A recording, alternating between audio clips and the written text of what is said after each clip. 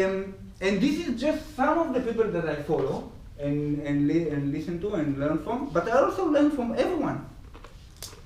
I learn from you, and I learn from my friends, and I learn from my family. But the question is for you is how come, like, there's lots of other famous people that everyone knows in the world. For example, give me an example. Justin Timberlake. Justin Timberlake. Everyone knows him, he's famous. He's not successful for me, but maybe it's for other people. But the question is how come no one knows in the world Ben Foreman, or Vitaly, or Simona? Everyone knows Justin Timberlake, or Justin Bieber, and some of them, not everyone knows you. So being famous is not only the goal, but it is something to think about when we, like I said, do everyday decision. The thing with successful people is that sometimes when I have a question or whatever, I reach out for them. I send them an email, a call, and they answer. No, yeah, not Oprah specifically. I will talk why I put Oprah. The English? Yeah. Who answered? Munish Pavrai is not here. I didn't put his photo. His answer, Ray Dalio answer.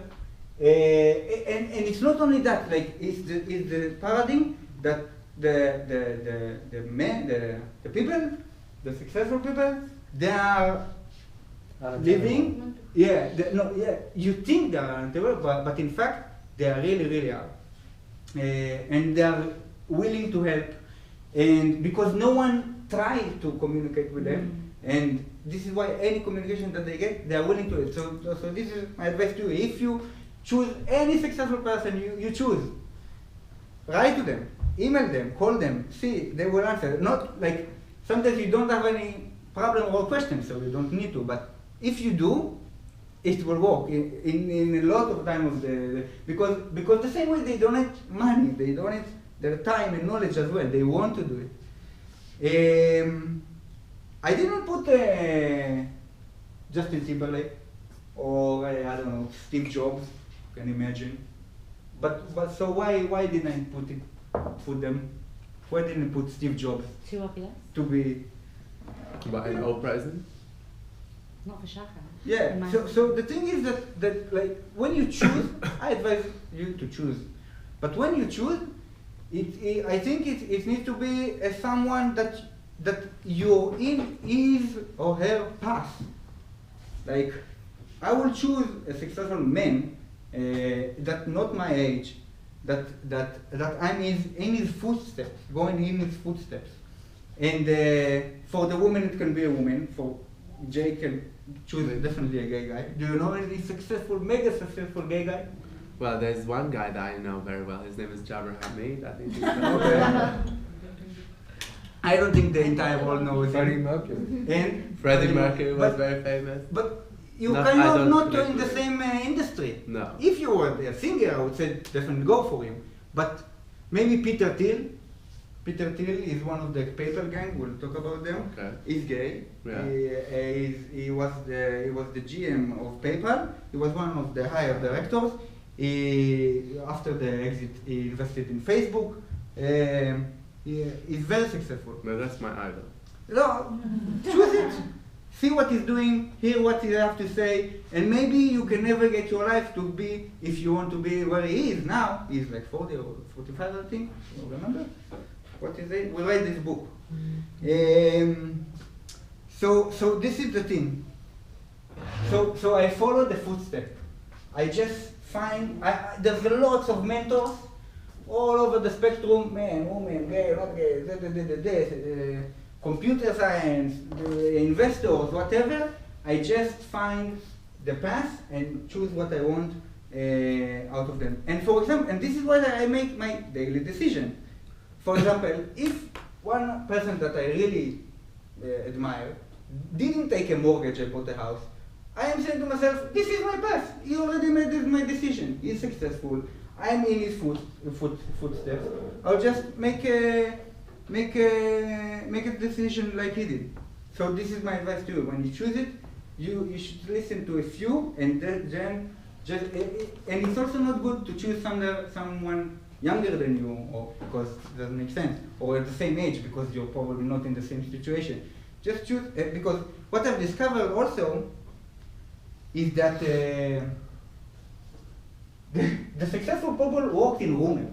Like a lot of successful people, not like Steve Jobs. Steve Jobs quit the college and went to start a company at the age of 19. Like Ben started a company, but it's not even close to the being 19 and being like the $1 trillion company. But many other successful people in the world and in Israel, at the first years they worked as employees in a company, and then after that they moved on to start their own ventures and like really living a wonderful life. So some of the stories, someone knows the PayPal gang? Yeah. I mentioned Peter Thiel. Ben, you want to tell us about PayPal gang? I know there's a really good YouTube. We will send it after. Send it, yeah. There's a guy that just does an analysis on the PayPal gang and how they what's the word, impacted the world, like each one, what he did afterwards, how much. So they started as employees in PayPal, all of them. When I joined Roomer, Gon told me 6 years ago, you know, his aspiration is that all of us will be like the PayPal gang, because they all left after the exit, and they started the most crazy companies that we know: Uber, Facebook, SpaceX. SpaceX. Elon Musk and Peter Thiel are there, and most of the CEOs and leading experts of the world today came out from PayPal. Some of them have bachelor degree, like I do, so this is why I relate to them, because a lot of time I hear about people, they have master degree and PhD, and I'm like, wow, this is not my footsteps, but some of them have. And there's a nice story about Oprah. When she was a news anchor, and she was 19, she was making $10K a year. It was in the 70s, it was a lot of money. And then no one knows her, and she got an offer for $40K a year, times 4 her salary in a given moment, and she refused to it because she wanted to learn more. She wanted to do better at her job and then move on to being an anchor and all of this, and she refused to it when she was young. So, and this is something that's very recurring in the successful stories of the successful people, that they refuse to stuff when they're young just to learn more, and then when they grow up, they become much stronger, you can call it.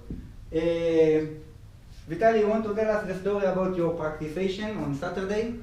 You went to the Merkaz HaTira. Yeah. How was it to get there? Challenging. It was raining. It was raining and windy. This is and how many people came to the practication? 4 out of 12 that registered. Okay. Oh. So I think this weather out of is 4. is where we are being challenged and tested. It's very easy if you want to exercise or want to do anything to stay at home and to be like, oh, I'm not going to live. But now is the time that we show ourselves and others what we are really into, like that the fact that exercise is important enough. So we will go in the rain for I don't know how many minutes. We will go and practice. So now is the time that all of us are being challenged. Some people, after speaking about all of these successful people, you might say not to, that you don't want this. You have your life the way you want it.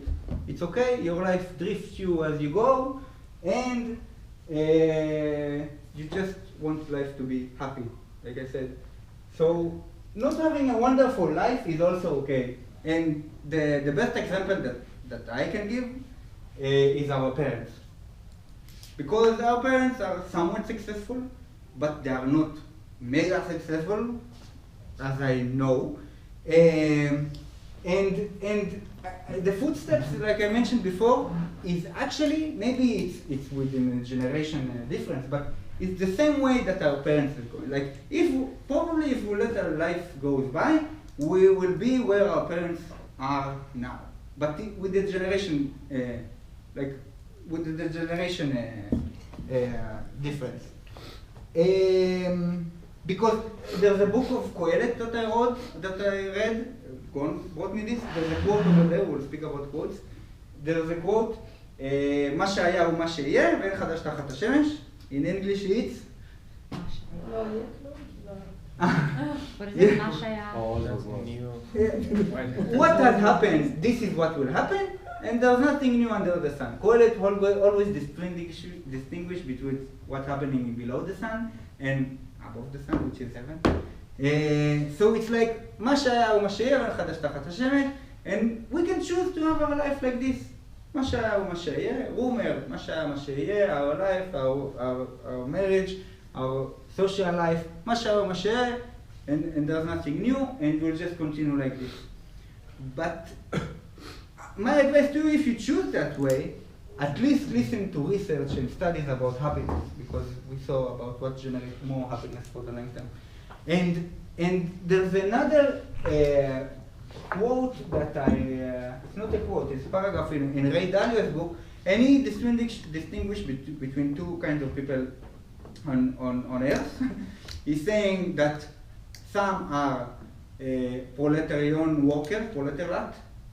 workers. This means that they go to work, they exchange money for time.